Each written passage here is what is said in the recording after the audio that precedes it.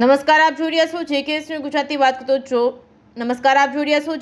ગુજરાતી વાત કરતો જૂનાગઢ લોકસભાની ચૂંટણીમાં ભાજપના ઉમેદવાર રાજેશ ચુડાસમાના સમર્થનમાં ગીર સોમનાથ સમસ્ત વાંજા દરજી સમાજનું વિજય વિશ્વાસ સંમેલન વેરાવળ ખાતે યોજાયું હતું, જેમાં વેરાવળ, કોડીનાર, તાલાળા, સુત્રાપાડા, ઉના સહિતની જનમેદની ઉમટી હતી. સમગ્ર વાત લોકસભાની ચૂંટણીના મતદાનને હવે ગણતરીના દિવસો બાકી રહ્યા છે, ત્યારે પોતાના મનપસંદ ઉમેદવારના સમર્થનમાં સમાજ સંસ્થાઓ અને હોદ્દેદારો મેદાનમાં આવ્યા હોય ત્યારે જૂનાગઢ લોકસભા બેઠક પર ભાજપના ઉમેદવાર રાજેશ ચુડાસમાના સમર્થનમાં સમસ્ત ગીર સોમનાથ વાજા દરજી સમાજનું વિજય વિશ્વાસ સંમેલન વેરાવળના પ્રમુખ મોહનભાઈ ના અધ્યક્ષસ્થાને યોજાયું હતું, જેમાં વેરાવળ, કોડીનાર, ઉના, સુત્રાપાડા, તાલાળા સહિતના તાલુકામાંથી જનમેદની ઉમટી હતી. સમસ્ત વાંજા દરજી સમાજ સંમેલનમાં 13 જૂનાગઢ લોકસભાના ઉમેદવાર રાજેશ ચુડાસમા, જિલ્લા પ્રમુખ મહેન્દ્રભાઈ પીઠિયા, પૂર્વ પ્રમુખ માનસીભાઈ પરમાર, વેરાવળના પ્રમુખ દેવાભાઈ તેમજ જિલ્લા મહિલા મોરચાના પ્રમુખ નિશાબેન ગોહિલ તેમજ વાંજા દરજી પ્રમુખ મોહનભાઈ તેમજ ઉપપ્રમુખ કિશોરભાઈ ચાવડા સાથે સમસ્ત દરજી સમાજના પ્રમુખો, અગ્રણીઓ,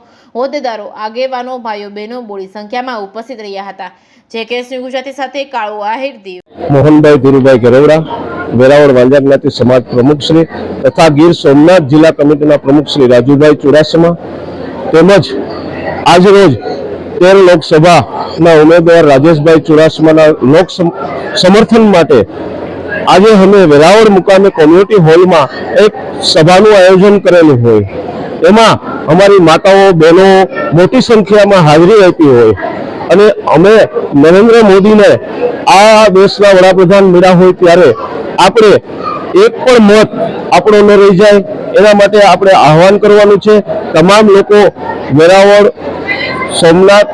કોડીનાર, ઉના, સુત્રાપાડા, પ્રાચી અને તાલાળા ની તમામ કમિટી દ્વારા આહવાન કરવામાં આવ્યું છે કે આપણા સમાજનો મત એકે પડ્યો ન રહે અને 7 તારીખે કમળના બટન ઉપર દબાવી અને રાજેશભાઈને જંગી બહુમતીથી જીતાવવાના છે એવું આહવાન કરવા માટેનું આજે અમારું સંમેલન હતું.